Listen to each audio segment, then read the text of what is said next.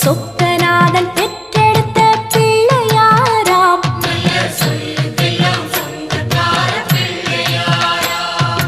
கைலாய மலைய விட்டு தெற்கே வந்தாராம். இந்த பிள்ளையார் பட்டி கண்டு இருந்து விட்டாராம்.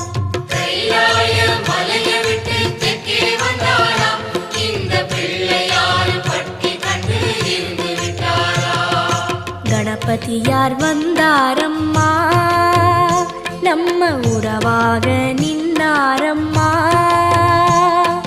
கணபதியார் வந்தாரம்மா, நம்ம உறவாக நின்னாரம்மா. சொக்க